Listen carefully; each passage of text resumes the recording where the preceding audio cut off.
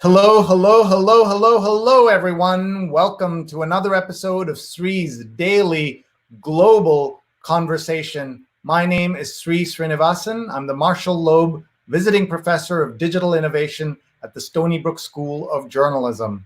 It is my honor to convene these daily conversations around three different crises: the health crisis, the financial crisis, and the racial inequality crisis. We're always looking for guests and suggestions, so please email me, sree@sree.net, sree@sree.net. We're live right now on Facebook, on Twitter, on YouTube, and on LinkedIn. Please tag a friend as we talk about episode 107, the U.S. unemployment crisis. We have a very special guest with us, Professor Michael Graetz of Columbia Law School. He's the author of The Wolf at the Door, The Menace of Economic Insecurity and How to Fight It. You're going to learn a lot from him. I had the honor of having him on my radio show on WBAI, Saturdays noon to 2, a few weeks ago, and I learned so much, and I'm so excited to have him back. Hi, everybody. We're going to meet Professor Graetz in just a minute. In the meantime, I just want to welcome everybody. And yes, episode 107 means we've been on 107 days of lockdown in New York every single day. We've been live, bringing you as much useful and factual information as we can. And we've also, I'm going to show you now some stats about our show. We've had more than 1 million viewers, and we've had more than 60 million social impressions. We've had 201 guests, including 124 women.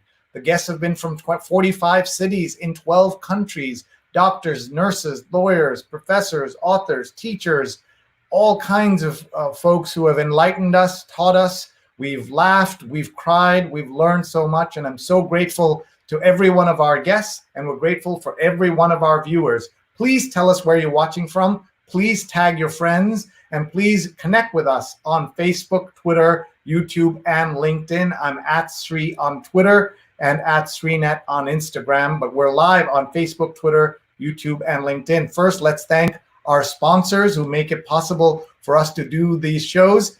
The last day of Art & Co. Get involved in the world's largest online art auction, fundraising for COVID-19 victims. artandco.net, artandco.net. Help COVID-19 victims, help artists, and grab yourself a great deal, artandco.net. We're also brought to you by Rutgers Global Entrepreneurship Experience, a virtual teen camp with 2 separate weeks in July that your teenager can apply for. Take a photo, take a screenshot, or share this right with them. There's a 20% off code, SREE. Go to globalentrepreneurshipexperience.org, globalentrepreneurshipexperience.org. They'll learn from great speakers from Google, Facebook, Angie's List, Cognizant, and one terrible speaker, me. Your teenager can certainly skip my session. We also want to thank our friends at Muckrack for bringing you this, Fundamentals of Social Media, a free certification course that you can take right now. A free class for you to learn social media, available to any age, any background, any experience. mrac.co/social, mrac.co/social.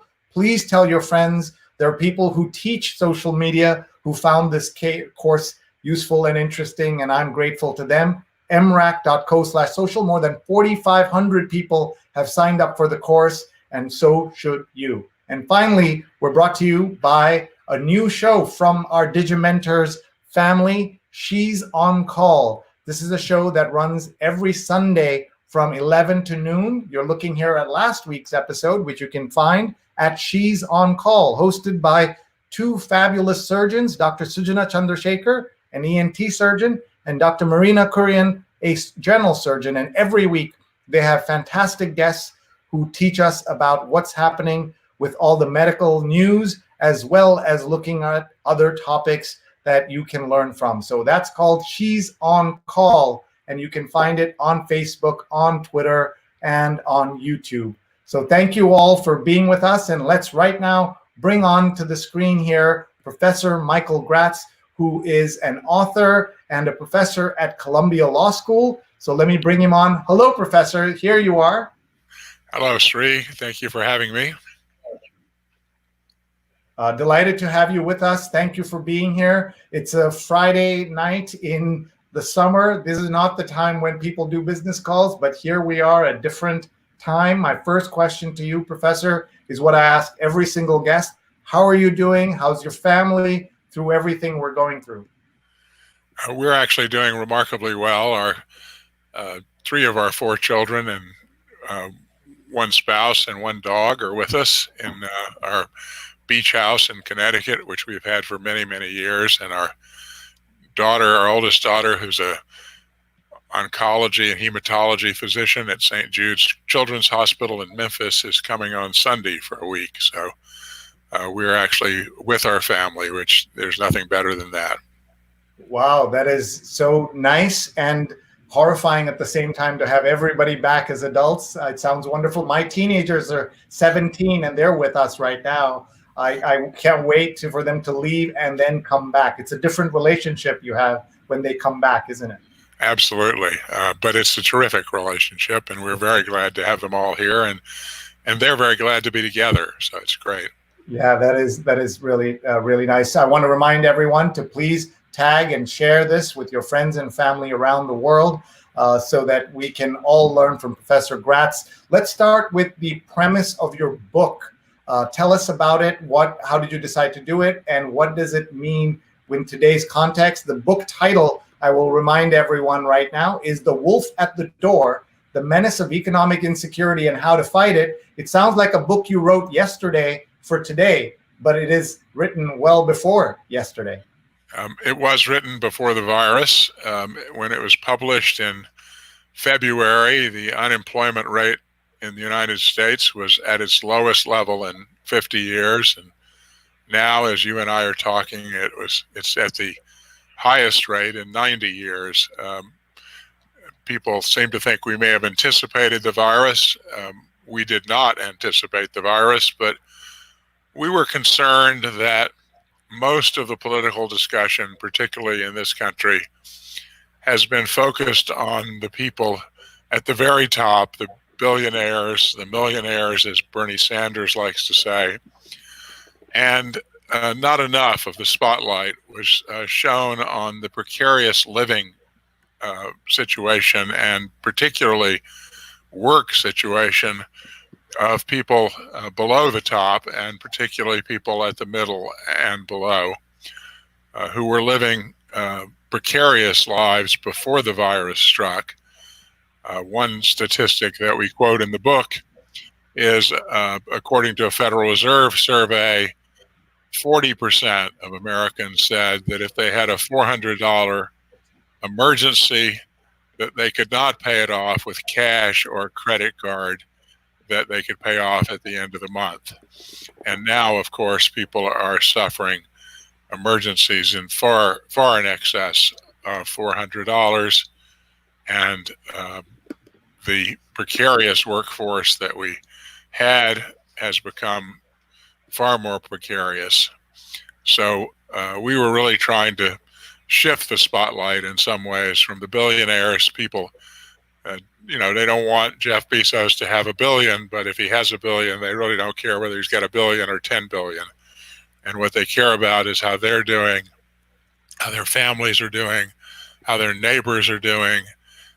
And our book is an effort to put policy and politics together and explain, at least in the United States legislative context, how to get something done to help these families who are really living lives that were unimaginable a generation ago.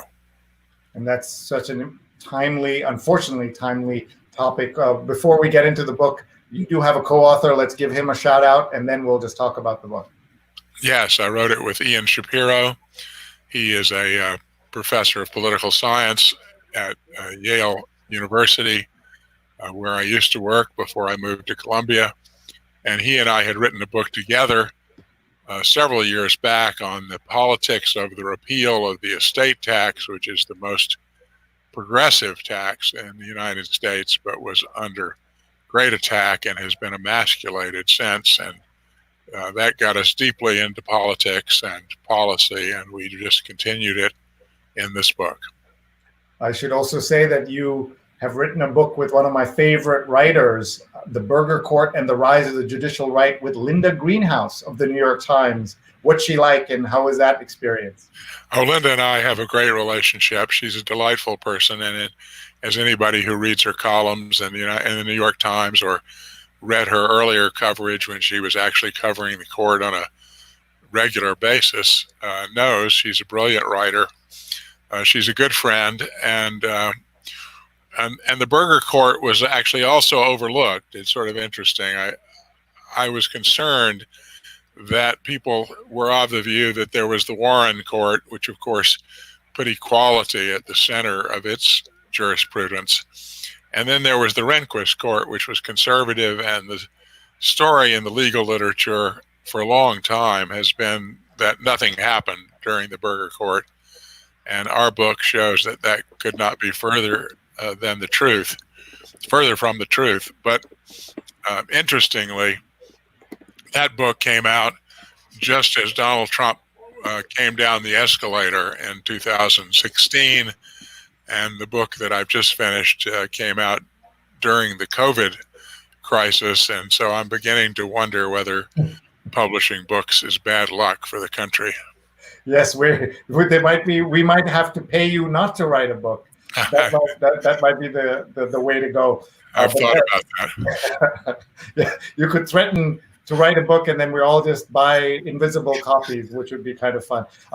Before we move on, Professor, we are going to do what we call a global tour. I'm going to read you the names of people and where they're watching from, and you tell me if you've been to any of those places, if you have any memories of those places, favorite meals, things like that. It'll be a mix of American, international, etc. And if you've even heard of the places, that will take anything for this. So let's get started. Right on cue is Jonathan Borstein is watching from Union Square. Union Square in New York. Yes, of course, I've been there. That's a great place, and there are many great restaurants there. I'm not going to shout out to anyone in particular. Right, but yeah, that's exactly. So this is how we're going to do it. This is going to be fun. Radian is watching from Long Island, and we're Center Reach, Long Island. Oh, yes. I've been in Long Island many times. My son played soccer in Long Island more than once. So we traveled across the Long Island Sound on the Bridgeport Ferry.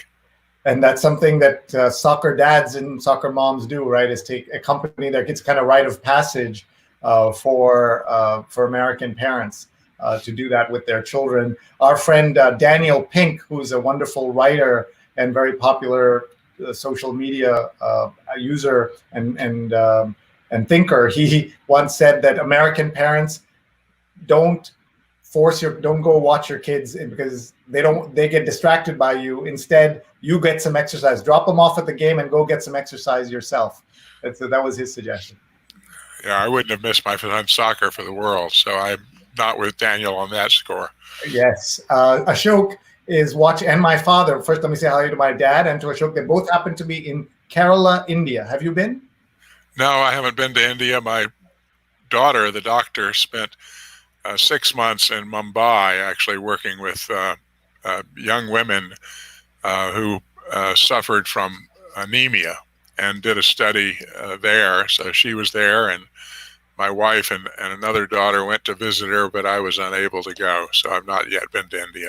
So we got to get you there. And Makran says, hello from New York. Namaste from New York, from Murray Hill, also known as Curry Hill. There's that famous restaurant that was one of the first Indian restaurants called Curry in a Hurry in Murray Hill, as many people know. Paula's watching from Tallahassee, Florida. Well, I have been to Tallahassee, Florida. I grew up in Atlanta, Georgia, and the Georgia-Florida game is often played in Jacksonville, and I've got cousins from Tallahassee, and we used to go there and then go to the game. So I'm quite familiar with Tallahassee. Very nice. And Patty says hello, and Anand's watching also from India. And Paula is manning our LinkedIn account and is very busy there responding to folks. Also joining us are our two producers, Rose Horowitz She's on Rose Horowitz 31 on Twitter. Everybody, please follow her, and at Vandana_Menon. We're always looking for great guests, and so we're delighted whenever you can suggest some. And Mark Lee is watching from Durham, North Carolina. Professor, have you been? Oh yes, I've been to Durham. I went to the University of Virginia Law School and have always hated the Duke Blue Devils. And my recollection is they're located in Durham, and I've even been inside Cameron Indoor Stadium to my great chagrin. Paula's linking to your book, A Wolf at the Door, and also to your Death by a Thousand Cuts and your burger book. So she's done her part to promote you all over LinkedIn. Paula has now become my favorite person. Yes. And Sonny's watching from Houston, Texas. Oh, yes. Houston I've been to as well. I have an uncle who was in Austin toward the end of his life, and have been in Houston any number of times. And our hearts go out to the people of Texas who are now suffering from great spike in cases, and we'll talk more about that, but it's a failure of the leadership, particularly that governor who encouraged and pushed for the opening in May, and now in June, at the end of June, has to pull back and shut so many things. It's very, very sad. Ashok says, welcome to Kerala, is inviting you to join him in Kerala on a trip in the future. We have some questions coming in, and Paula says, that's the right answer, Professor. And Apollo is saying hello from Las Vegas. Are you allowed to say what you were doing in Vegas? What I was doing in Vegas stays in Vegas, as I understand. Yeah, that's correct. That is your obligation. And Daryl just joined us. So one of the things that happens, Professor, unlike television that people kind of have appointment viewing or they know when to start, on these kinds of shows, people join kind of every minute. And so Daryl is confused when I said the burger book. So let's explain the burger book so he understands what we're talking about. So Linda Greenhouse and I, several years ago, published a book on the court that was led by Warren Burger when he was Chief Justice, appointed along with 3 other justices by Richard Nixon. And the Burger Court was the beginning, widely missed beginning, I should say, of the move of the court to the right, and really abandoned the Warren Court's emphasis on equality. We wanted to call it unequal protections, but the publisher had a different idea. So it was called the Burger Court and the rise of the judicial right. Yeah, we have it on the screen. Rahadyan has gone and cut and pasted it in there. So that's pretty cool. And he's saying co-written with Linda Greenhouse, Supreme Court correspondent for the New York Times. And now she's a professor at Yale Law School, I believe, and teaching there and writing. And her husband, Stephen Greenhouse, was a guest on one of my shows. And Linda and I got to meet when she was honored by ALDEF, the Asian American Legal Defense and Education Fund. And Daryl says, thank you for clearing all that up. So that's good. So let's talk about before you leave, Linda, just for the record, as we lawyers like to say, her husband is actually not Stephen Greenhouse. They're not related. Her husband is Eugene Fidel, who's one of the great military lawyers in America, and someone you should actually have on a show one of these days. Well, first of all, huge. You talk about chagrin. This is much worse than your having to visit Duke. I'm so embarrassed and really apologize to Linda, to Stephen, to Linda's husband, to everybody for that. That's a terrible faux pas, and I'm really sorry. But there were 2 greenhouses at the New York Times at the same time, leading scholars and writers and erudite folks at the very top, and I made that assumption. And I never checked and never asked, so my fault. So thank you for correcting me. I appreciate it. No worries. Linda would not be offended, and neither would Stephen, I think. And we'll get just tell us his name again, please. Eugene Fidel. Okay, and then I'm going to rely on you to connect us so that we can invite him to understand, especially as we go into the fall, what is happening in his area of interest as well. So thank you very much, and thank you for correcting me. Rajni is watching from Toronto. Well, I've been in Toronto. My grandmother actually came from Ireland to Toronto, and then came to the South. And my father's father was living in Buffalo, New York, and we traveled to Toronto more than once. It's a great city.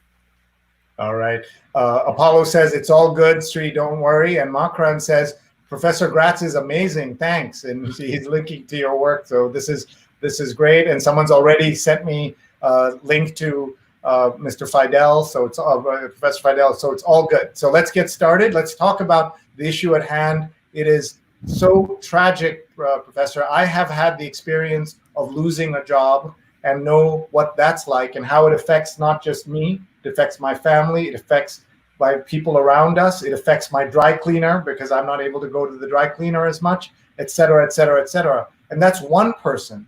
How does it compute for me to even try to think about 40 million unemployed people in this country at one time? How are you understanding this crisis and everything that's happening around it? So I want to sit back and listen to you speak for a little bit. Take your time and give us a little discourse, please. Well, this is really an unprecedented period in my lifetime. I didn't live through the Depression, and the unemployment is at levels that were not heard of or seen since the 1930s. The number of people who have lost their jobs is staggering. The security of jobs has really diminished over the last generation. It started in the 1970s with imports from Japan and Germany, who were just recovering, of course, from the post-war era, having been devastated by World War II. And we used to talk about Japanese imports in particular, the way we talk about Chinese imports today. But at that time, we saw for the first time imports of automobiles, steel, textiles from Japan, but also from Germany. And that began the hollowing out, which has gone on for a long time now, of the U.S. manufacturing base. And the concern about global markets and imports is not new. The global economy has really benefited huge numbers of people, and with an audience as you have around the world, there are people, particularly in places like China and India, who have moved out of poverty because of their ability to participate in a global market. And the combination of opening up of the markets and technology has, on a worldwide basis, actually diminished inequality, even though it has increased inequality in the United States, and has had a devastating impact on particular communities. We talk about Youngstown, Ohio, and Allentown, Pennsylvania, which were steel producers. Youngstown has never recovered for reasons I'm happy to talk about. Allentown has actually recovered, also for reasons I'm happy to talk about. And toward the beginning of the 21st century, places like Hickory, North Carolina, were hollowed out. They were probably the most important furniture manufacturing center in the United States, that part of North Carolina and eastern Tennessee. And Chinese imports really devastated the furniture industry, the furniture manufacturing industry in the United States. Interestingly, the dislocations from imports have really declined over time. I think they peaked about 2008 or 9. And some towns and neighborhoods like Hickory have come back from the devastation that the imports caused. And on balance, the global economy has actually, as I say, created jobs and lifted far more people out of poverty, and actually helped in the United States The difficulty is that we never compensated people or really provided adjustment assistance for people who lost their jobs due to globalization. During the Kennedy administration, there was a program called Trade Adjustment Assistance that was supposed to provide retraining and relocation help and other assistance to people who lost their jobs due to trade. It was a program that never really lived up to its promise. For a long period of time, few or no people were eligible for the trade adjustment assistance. It was hard to prove that you had lost your job because of trade. It's a program that became moribund. Its promises were important, and we actually, in our book, talk about its history, and we rely on some of its promises for modernizing the current system. And the other great force here is technology, which has transformed the job market. It has made things very difficult for workers with a high school education or even a little college. For graduates of the Columbia University or Yale University, where I've taught, the opportunity to change jobs 12 or 15 times in a lifetime is regarded as an adventure, and they can move easily from one job to another. But when you think about a worker who's middle-aged or has less than a college education, this is a very frightening and difficult dislocation process. And I think one thing that we said in our book, but which has been made more apparent because of the virus, is that technology, I think, today is a greater threat to precarious workers than globalization is. And of course, the remedies that the Trump administration has supposedly embraced, tariffs and border wall to keep Southern immigrants out, are not solutions to either of these problems. And one other point, and then I'll stop for a minute, but the unemployment insurance system in the United States is really not a system at all. It is a patchwork of 50 state systems. It was designed in the Depression by Franklin Roosevelt, who knew that we needed a national system, but was afraid that the Supreme Court that was in place at that time would hold that a national system of unemployment insurance was unconstitutional, an archaic constitutional threat. But the system has never changed. So it was designed as state systems because of this constitutional shadow that was placed across it. And so we have 50 systems, 50 state systems. They do not cover, virtually none of them cover independent contractors, part-time workers, temporary workers. If you look at a company like Google, for example, they have 120,000 independent contractors making up to $125,000 a year, working side by side with their 100,000 employees. The employees are somewhat covered, and in California, covered better than elsewhere in the country under their unemployment insurance system, but the independent contractors are not covered at all. And Alan Kruger and Lawrence Katz, two very, very good labor economists, estimated that 95% of the job growth between 2005 and 2015 was part-time, temporary, and independent contractors. So this has been a great source of job growth in the United States. But as we've seen, when the jobs are lost, there is no safety net for these workers. And the safety net for low and moderate income workers through unemployment insurance is really not enough to keep them out of poverty. In many cases, they get less than half of the average is less than half of their wages.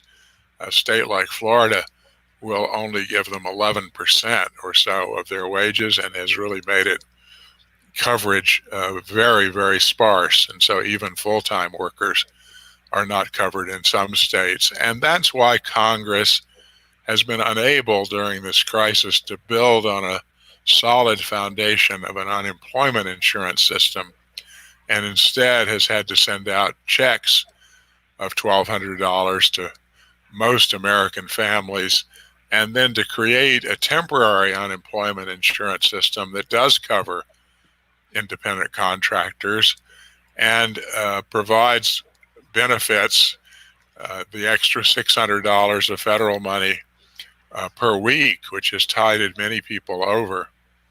And that is about to expire at the end of July. So people who were living precarious economic lives and their families who were in precarious straits have found themselves in much more precarious straits than they might have ever imagined.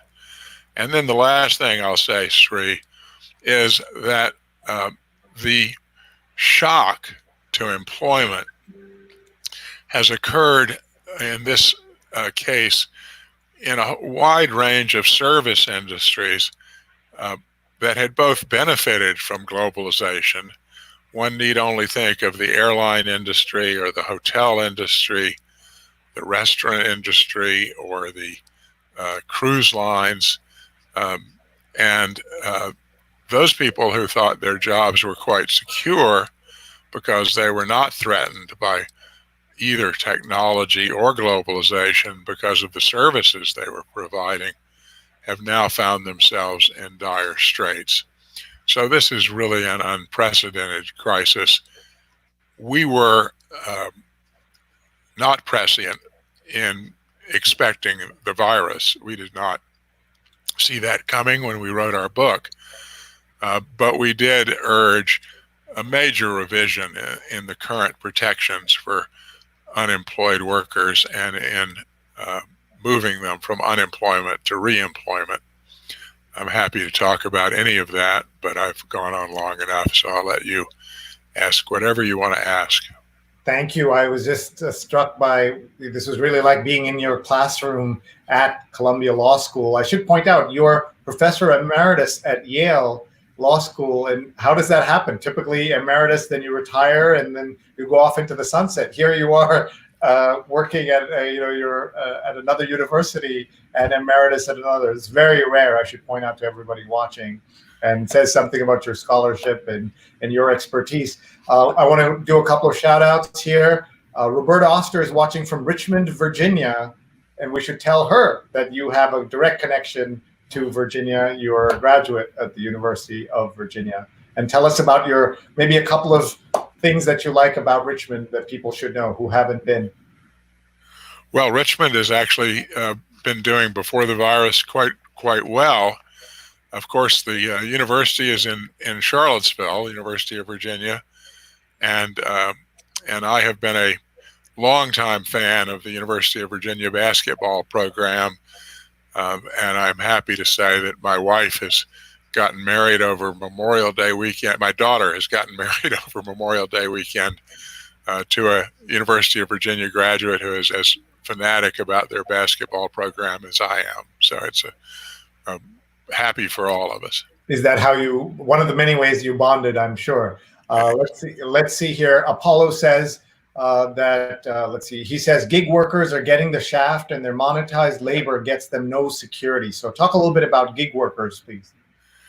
Well, there are different kinds of gig workers, I think it's fair to say, but the Uber drivers, the lower income gig workers, the Uber drivers, the Lyft drivers, the others who are in that economy, the Airbnb renters, they've really been hit by this virus in a way that I think was unexpected. And and their competitors, the taxi drivers, who we don't think of as gig drivers, have been hurt every bit as badly. So this shock to the economy is not sparing anyone from its great difficulties. And the gig workers have not been covered by unemployment insurance because they are considered to be independent contractors through much of the law, and by their by Uber and by Lyft, for example. And so they've managed to survive, I think, on the temporary unemployment insurance that has been given to them through the CARES Act. But as you know well, Sree, the Republicans in Congress are now threatening not to extend those benefits. And it's very hard to believe that their incomes are going to come back with anything like what they had been before the virus struck. And that's something that obviously people should worry about. I just want to point out one of the stories that I'm putting on the screen is my tweet from yesterday. It says, breaking news, the feds sent more than $1 million in stimulus checks to dead people, totaling $1.4 billion. I said this is incompetence at the highest levels. This makes me so angry. Millions who should have gotten money did not.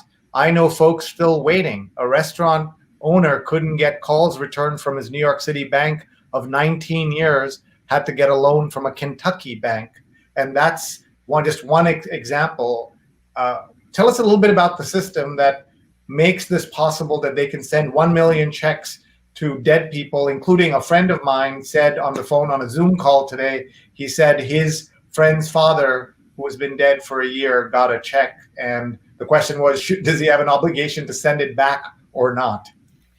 Well, he does have an obligation to send it back, and people get Social Security benefits often for dead relatives, and they have an obligation to send it back, although it's quite unlikely that the IRS or any other law enforcement person is going to knock on his door anytime soon. You know, it's interesting.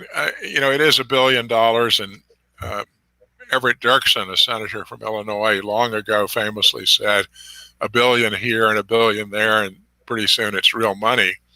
And it is real money, and it's money that could have gone to others.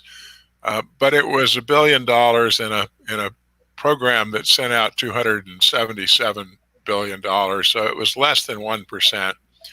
The Treasury Department, the part of the Treasury Department that sent the money out, did not have records of who had died, and all they looked at was whether you had filed a tax return in 2018 or 2019.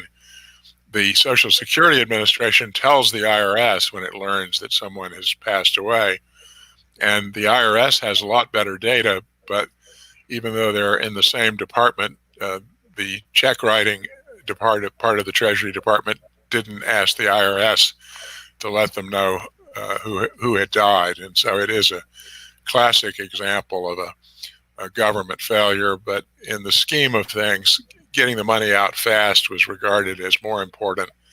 And I have to say, I'm less critical of it than you sound, Sree. All right. Okay. Well, we'll have to talk about that at another time. Because there's so many questions coming in from our audience.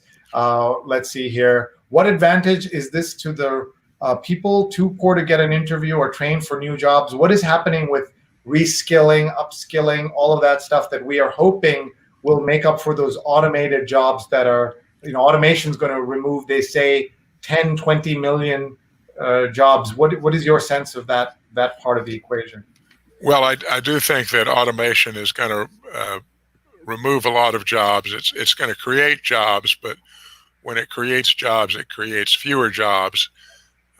The steel mill in Youngstown that is now successfully producing a lot of rolled steel for pipelines and the like employs 300 workers and has many robots in a plant that used to employ thousands of workers. So this is going to continue.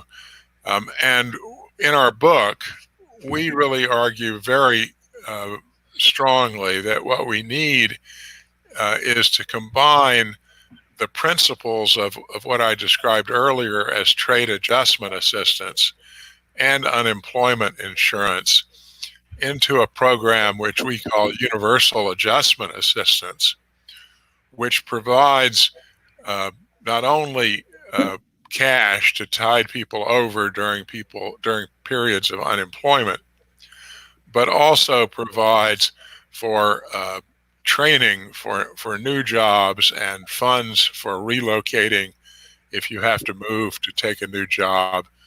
And this would be available to anyone who loses a job through no fault of their own, and you wouldn't have to prove that your job was lost due to technology or due to trade or due to anything else.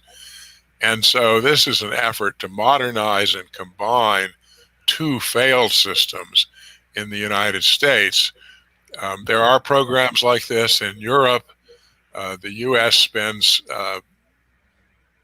1/5, roughly, of the amount of money that is spent in some of the European states, 1/15 of what Denmark spends on this. And the community colleges have been particularly good about retraining and providing training for jobs as they open up. And we would utilize the community colleges for this retraining in a way that hasn't been done before. And they are scattered, as you know, through localities all over the country. And they're there and they're very effective. They just need the support to do it. Thank you, folks. We have about 20 minutes left with Professor Graetz. Please tag a friend, share this with a friend. They can watch the recording as soon as we're over. It starts again on Facebook, Twitter, YouTube, and on LinkedIn. So please tag and share. We have people who are asking us for help with a job right now, and we want to say that is not what this show is. We're so sorry.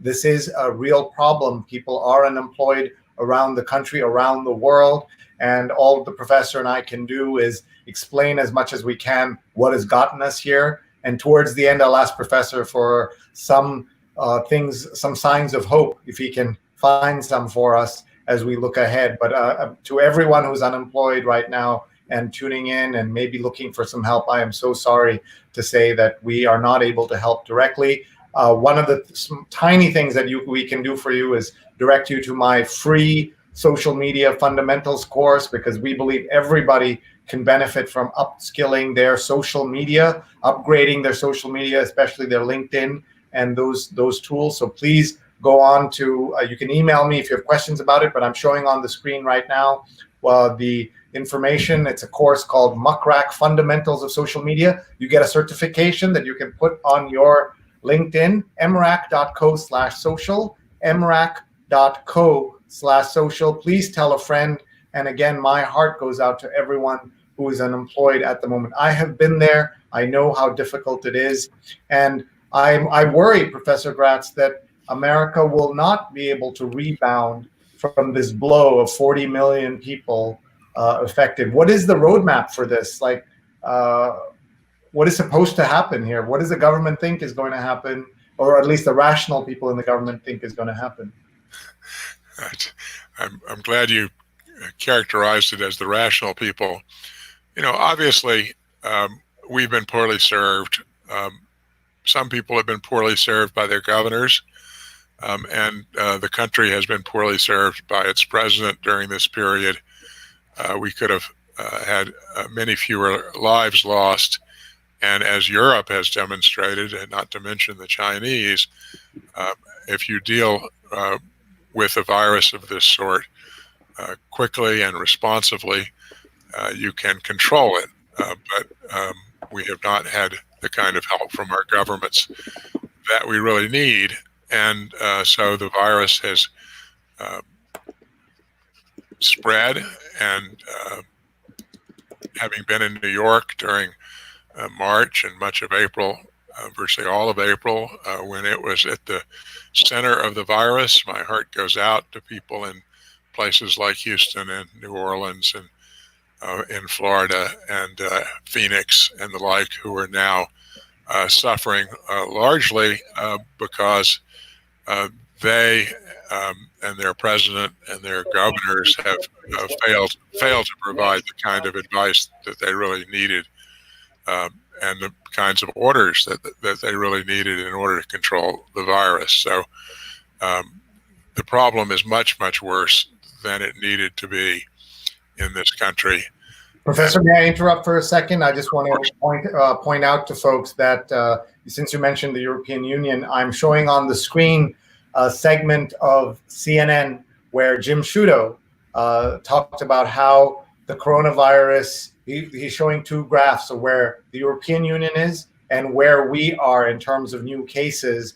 And it's a stark difference. There's a pink line that's bell curve, and now it's all flat and down. And then there's this green American line that's continuing to go up. And what has happened is, as you may have heard, that the European Union is saying that we don't want Americans to come without, they're going to ban Americans or put them in quarantine or something, take some action against Americans coming there. And that's a sign of clearly of American failure, that it has come to that. And the other thing that he has also shown is that there are so many states in the U.S. that now have are rising in the number of coronavirus cases instead of them going down. And Mike Pence, the vice president, said, we have controlled the virus, we have flattened the curve, we have saved millions of lives, is what he said today. And we just know it's not true. And this is where it's so heartbreaking to think of what nature was going to do anyway. Mankind and our leadership made it worse, and that's the tragedy in all of this. Exactly, I couldn't agree more. So let's go to some of the questions. And Mark says, "Do you think a second stimulus check will help?" Oh, of course it will help. The first one helped, and I think there will be another one. I think there has to be another one. It helps, but as I said at the beginning of our conversation, people have been in such precarious straits that they've been unable to pay off a $400 emergency, either in cash or with a credit card they could pay by the end of the month. And now the emergencies are in the thousands. People can't pay their rent, they can't buy their groceries, they can't pay for their health care or their health insurance. So, another $1,200 will help. There's no question about it. My great fear is that the Congress, which has become overly concerned, in my view, that the extra $600 a week of unemployment insurance is keeping people from going back to work, will either eliminate that or cut it back so far that that benefit, which has kept a lot of unemployed workers above water, is going to disappear. And there's a fundamental mistake, I think, here about human nature. And that is that people want to work. People don't want to be unemployed. They would really rather have a paycheck than a government handout. And for some reason, it has become the view in American political quarters, and particularly where unemployment insurance and unemployment benefits are concerned, that people will just sit at home and not work. And I think this is just a mistake. We will see, as we have seen during all periods of spikes in unemployment, we'll see some increases in the disability rolls where older workers, and particularly given the mental and in some cases physical costs of this virus, have created really long-term concerns and problems. There are going to be a number of more people applying for Social Security disability than in the past. But if you're able-bodied, you really need the dignity of work. You need the support of your family to work, and you're not going to sit at home when the job becomes available.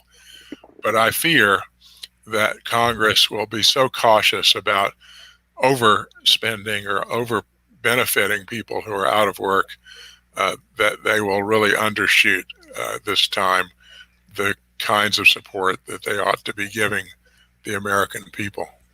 Thank you. Samantha says hello from Columbus, Ohio. The Ohio State University, which I've been to, and Capital University, from which I have an honorary degree, I think, are both located in Columbus. So nice to hear from Columbus. I'm saying hello to my mom watching from Kerala, India, and Rose is writing some of what you're saying. She's posting and tweeting, which is wonderful. And since you are going on and on about your sports connections and your universities and the sports teams, Daryl can't help it. Look what you started. He says, I can't resist. Liverpool are English champions, European champions, and world champions all at the same time in 2020. How are you with European soccer? Well, I lived for almost 2 years in Florence, Italy. So I'm a big fan of the Fiorentina soccer club. And your Liverpool fan will be disappointed to hear that in the Premier League, I have still favored Chelsea as things have gone on. But I admire what Liverpool accomplished. Unbelievably successful soccer team this year. And especially with everything else going on, it's kind of amazing that they managed to restart. It was a very shortened season, wasn't it? It was very, very quick. So here's a question from Patty Brown asking over on LinkedIn, Professor, what do you think was the turning point in America? Layoffs, the mindset of profits only in lieu of corporate or social responsibility. What else? I'm in North Carolina. So I guess, what was the turning point in the history of work? Could something have gone in a different direction, Professor? Oh, absolutely. It could have gone in a different direction. The turning point really occurred in the 1970s.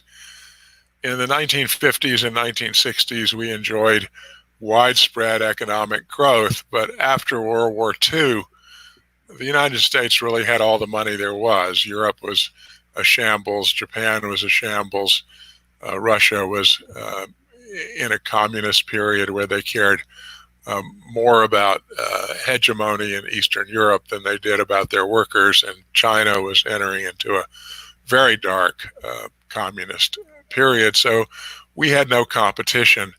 And as I mentioned a little earlier, in the 1970s, we started seeing the revitalization of Europe and of Japan. And of course, that spread throughout Asia over time. So the United States is now just one of many countries, an important country to be sure, perhaps the most important economy, but one of many countries that are competing in a global economy. So that was a turning point. The other turning points that are important to mention are the decline of labor unions in the United States, particularly in the private sector. That peak occurred in the late 1950s, but the drop-off was very pronounced in the 1970s and 80s. And so unions in the private sector represent only a very tiny proportion of the workforce, and that means that the workers do not have really a way to speak in a united way, either with their employers or in the state or federal legislatures. And I think the political costs of the demise of labor unions has been far more important than is normally realized. And then the other point that was raised in this question has to do with the transformation of business. And we actually have a chapter in our book that traces this history. And it's also in the 1970s that business, which had previously regarded its obligations as to its community, its shareholders, and its customers, essentially transformed so that corporate managers felt that their only obligations were to benefit the shareholders.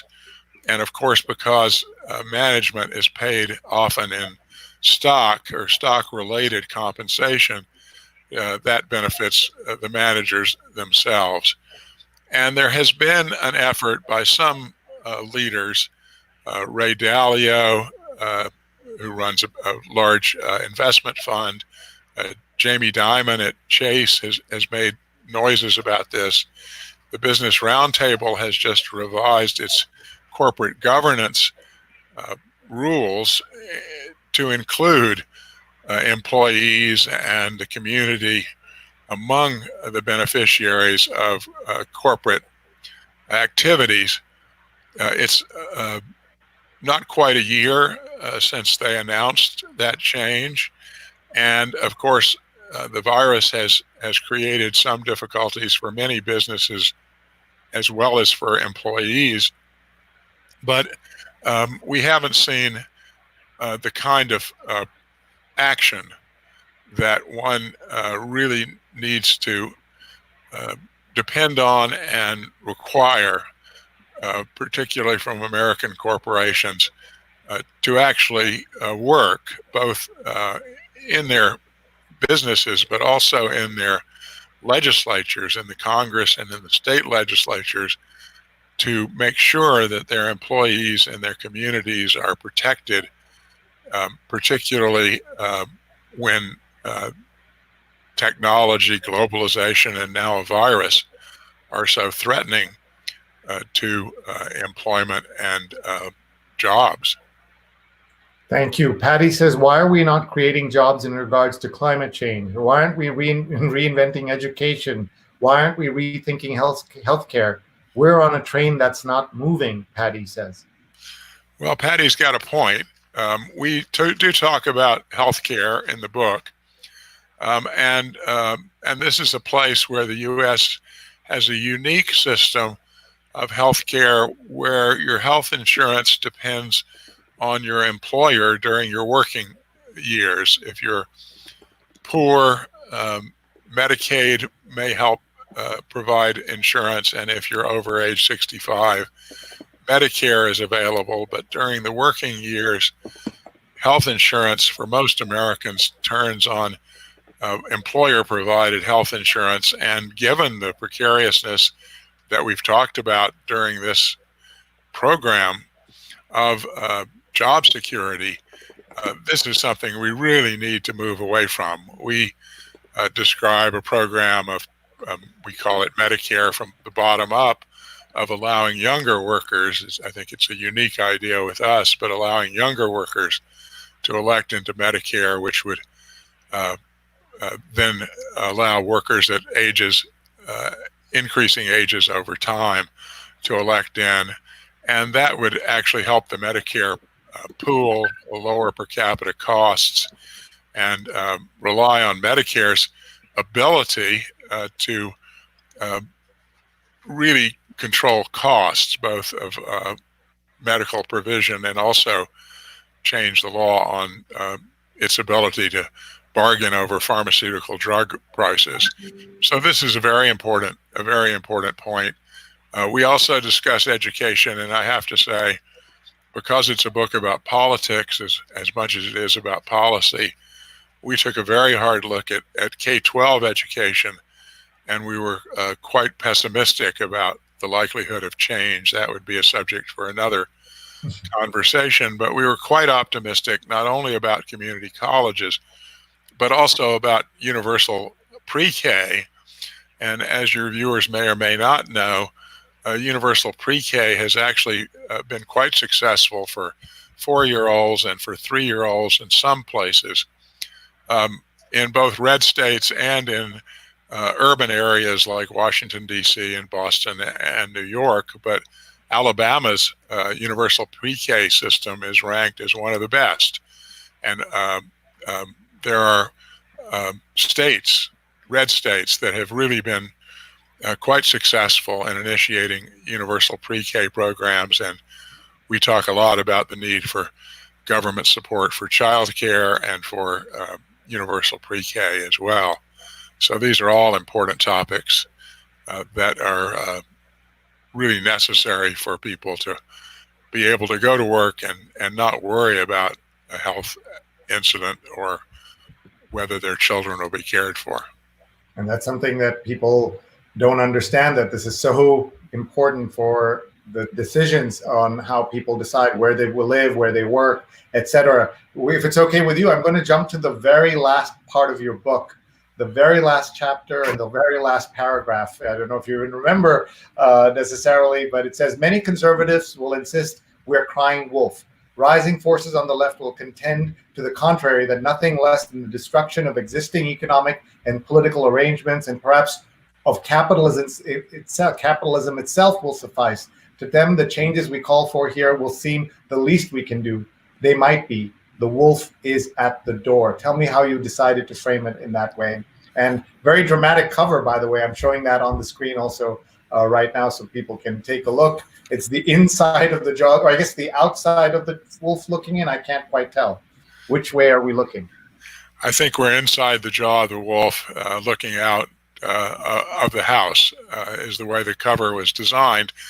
But I do think, I mean, we did add that last paragraph, and we added it because we had circulated the manuscript before we sent it to the publisher with good friends on the left of the Democratic Party and some friends on the right of the Republican Party.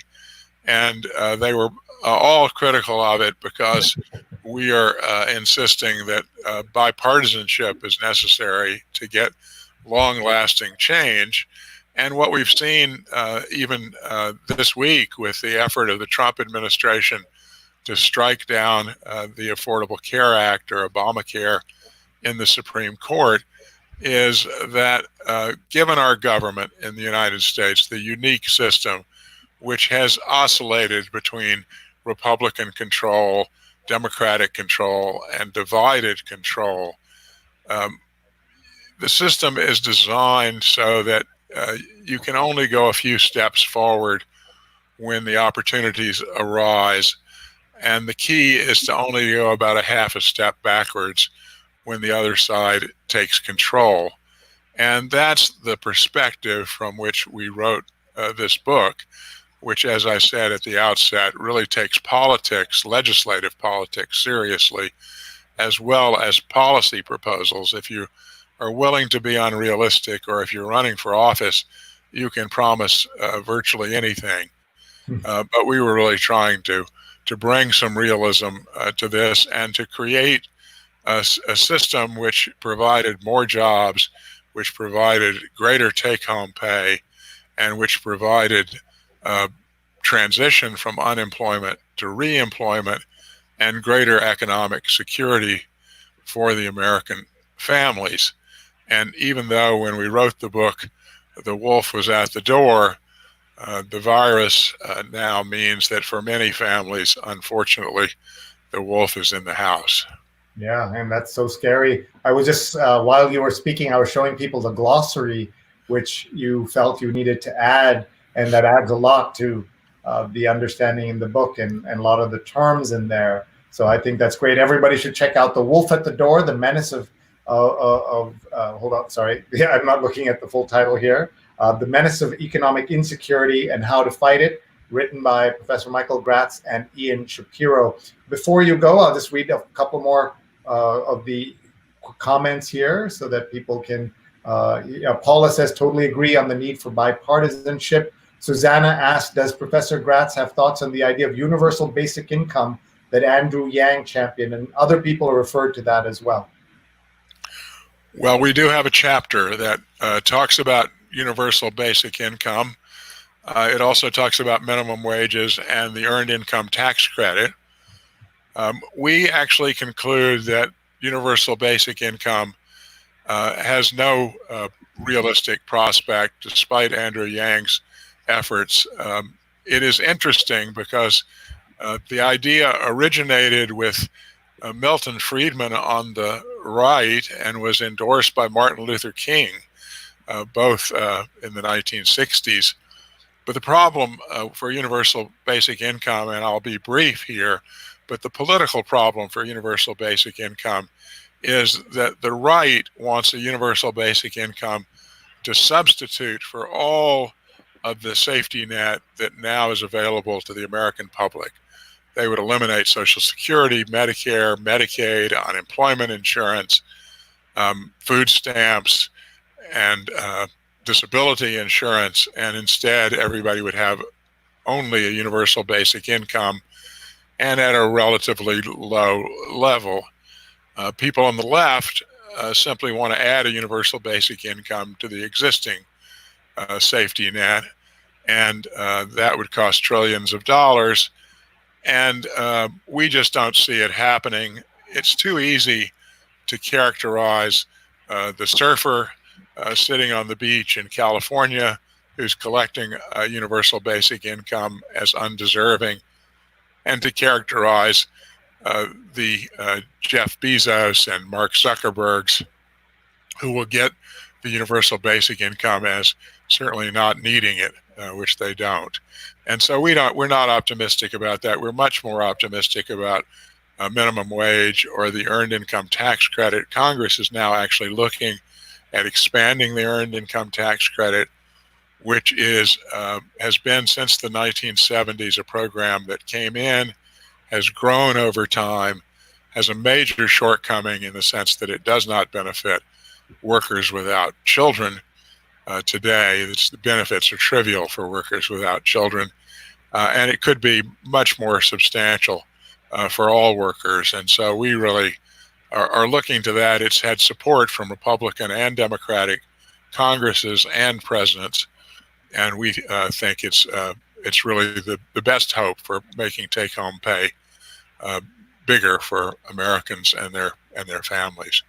Thank you. Mark says, great job, Michael Graetz. Must get you on my podcast as well. So we'll make sure we connect you. Apollo says the managers getting stock options are hostile to their workers. They've created a vested interest in keeping entry level workers' value low. Lots of comments here. Apollo says Nevada's education system is in the toilet. These folks don't always get a chance to escape everything that's happening there. So many comments and questions. Folks, we're very grateful. We're sorry that we don't have time. The professor's already stayed way longer than we had asked him to. It says here, gosh, something more to read. Thank you, Michael Graetz. I think they mean it in the nicest possible way. And Susanna, it says, making work pay. Chapter 6 looks intriguing. So let's nail that sale. Let's talk about that chapter very quickly. Well, that's the chapter that deals with the universal basic income, the minimum wage, and the earned income tax credit. And as I said, it really decides that universal basic income is not realistic politically, even though it has a lot of appeal to a lot of people, but that the minimum wage can be increased. It's important, I think, to do it in a way that it does not cost a lot of jobs. And if you do it too broadly and too high, it may well create some unemployment, which is the last thing we need. And the earned income tax credit, we conclude, has the most promise of the three. But there's a lot of history in that chapter and some good stories about Richard Nixon's effort, actually, of all people, to create the equivalent of a universal basic income in the United States, and how it failed from a coalition of the most liberal senators, most liberal Democratic senators in the Congress, and the conservatives in the Senate, and how they got together and basically eliminated it. So there's a lot in that chapter that I haven't had time to talk about. Thank you. And everyone should just read the book. And Patty says, great interview. Thank you. An important show. Says Radian. Thank you, Professor Graetz and Sree Rose and Vandana. And Jonathan says, provocative program. Had forgotten about the Burger Court. Thank you for the reminder. And that reminds me to ask you, behind you, all the way into the distance, we see a fading black and white photograph. If you can talk about that, that'd be nice. Yes, that's a photograph, actually, that I found many years ago. I won't say quite how many, in a thrift store in Washington, D.C. It's a photograph signed by all the justices of the Supreme Court when William Howard Taft was the Chief Justice. He was a graduate of the Yale Law School, and he summered actually a block away from where I'm now sitting. He was 300 pounds and he had an elevator in his house, which was very unusual at that time. He is the only person who served as both President of the United States and Chief Justice of the Supreme Court. And the court at that time had some very important folks on it. The signatures of Oliver Wendell Holmes and Louis Brandeis are included. And so it's kind of nice as I go up and down the stairs to think of earlier times and a court that was not what we might hope for, but was not the current court either. Apollo from a distance says, lovely photo. Susanna says, thank you. We look forward to reading your book. Paula says, lots to read, lots to think about. And I can't let you go since you brought up the court and you've written about the court. I'm kind of a amateur obsessive about the court. You meet a lot of those folks. The understanding of what has happened in the last two decisions, and today there was another one. There's just so much going on with the court. If you can just outline for us very quickly what it would mean to have a second Trump administration for the court. Well, I think it's a virtual certainty that Ruth Bader Ginsburg and Stephen Breyer are, well, I say a virtual certainty, but I think they're both likely to step down during the next term. And if Trump, who has been basically just checking off a list of extremely conservative justices and judges, he's the first president actually since I think before Nixon not to have appointed an African American to any federal court in the United States, even though he's nominated over 200 judges. The courts of the United States, not just the Supreme Court, will be transformed for at least a generation if he wins a re-election. And the balance, which is precarious enough at the moment, will shift even more to the right if he is reelected. I don't think there's any doubt about that. Has there ever, and maybe I'll invite you back to just talk about the Supreme Court closer to the elections, but just so that we can understand, 5-4, 5-4 in the other direction, if he gets a chance to appoint two more, a 7-2, especially this conservative, has there ever been 7-2 in any direction in this much extreme in the history of the court? Well, the court has been united, and the court actually, is divided on a lot of issues that are very important and controversial to the American public, but they take very few cases, and even now, most of their cases are decided with one or two dissents and are unanimous, but they're pretty run-of-the-mill. But the court actually has been that divided in the past. It has not been quite so ideological as the court has become, and it has not been quite so responsive to hot button issues as it has been in the past. But it is worth recalling that Earl Warren managed to get a unanimous decision, 9-0, out of the court when it decided Brown v. Board of Education, holding that separate schools for black and white students were unconstitutional. Yes. Wouldn't happen today. No, it would not. And that's such a problem. And so if you're up for it, closer to the election, we'll ask you to come back and educate us, as you have been doing all night today. I asked you to join us for 45 minutes. We're here way well past that. We're so grateful. People are thanking you from all over the world. And Ashok has invited you to go to Kerala when the crisis is over. And so you've got friends and invitations now all over from being with us. And we're very, very grateful. A really great conversation. Looking forward to inviting you, says Ashok. But thank you very much, Professor. And we wish you the very best. Let me ask you for one last pitch for the book, why people should pick up The Wolf at the Door. Well, it is a book that really focuses on economic insecurity of American families and tries to shift the spotlight from the billionaires and millionaires to the average Americans and below who really are suffering due to the stagnation of wages and the precariousness of their jobs during this period. And I would like to say that I want to thank you, Sree, for having me, and to your audience for being so diverse and so vigorous in their questions and intelligent in their questions. It's been a great pleasure.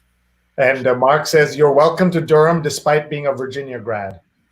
I'm happy to come for the Duke Virginia game, you should say. All right. That's a date. Thank you very much, and we'll see you, Professor. Thank you very much. Bye-bye. Thank you, Sree. And folks, thank you so much to Professor Michael Graetz. He was awesome. Please stay tuned. We will do what we always do on this show. As you know, Professor Kimberly Crenshaw, who was on my show, said to us, Columbia Law School professor, by the way, she coined the term intersectionality. She said to us, Sree, say their names. And so we're going to do that in a minute or so as we say the names of those killed in police violence.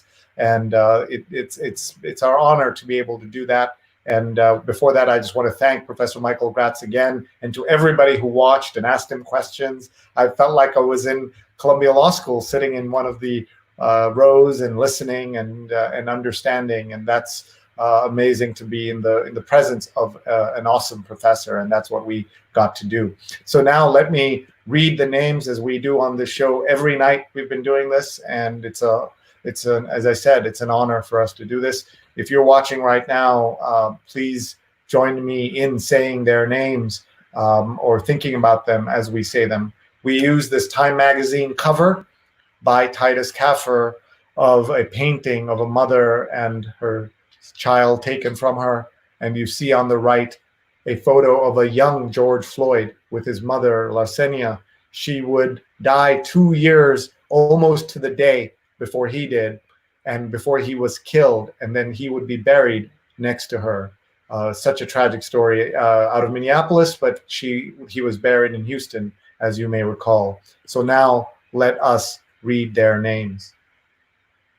Trayvon Martin, Yvette Smith, Eric Garner, Michael Brown, Laquan McDonald, Tanisha Anderson, Akai Gurley, Tamir Rice, Jeraine Reed, Natasha McKenna, Eric Harris, Walter Scott, Freddie Gray, William Chapman, Sandra Bland, Darius Stewart, Samuel DeBose, Janet Wilson, Kaylin Rockmore, Alton Sterling, Philando Castile, Joseph Mann, Terrence Crutcher, Chad Robertson, Jordan Edwards, Aaron Bailey, Stefan Clark, Danny Ray Thomas, Antoine Rose, Botham Jean, Tatiana Jefferson, Michael Dean, Ahmaud Arbery, Breonna Taylor, George Floyd, and to that list we must add the name of Rayshard Brooks, who was killed 2 weeks ago after this was created, and also the name of one of the brothers of one of our guests. On Monday, we had Ryan Boudou here, who's now a lawyer, who said we must add the name of his brother, Ravi Boudou, his elder brother, who was killed in police custody. This is a 1986 photo that you're seeing here. He wrote an op-ed in USA Today about this topic.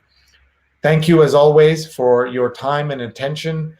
Please share this video with your friends and family and colleagues around the world. We're looking for story ideas, and we want to hear from you. The weekend means we do a lot of live streaming and a lot of conversations. You had this event today. Saturdays, noon to 2, is my radio show, and we are very grateful to WBAI Radio for hosting my conversations. It's called Coping with COVID-19, a helpful, hopeful call-in show, and Michael Graetz was a guest of mine there. Tomorrow we have two fabulous guests. We have with us Arva Rice, who was on this show this week.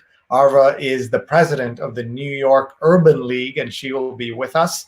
And also with us will be Dr. Sujana Chandrasekhar, who is a host of the She's on Call show, which is Sundays 11 to noon, but she'll be with us on Saturday noon to 2.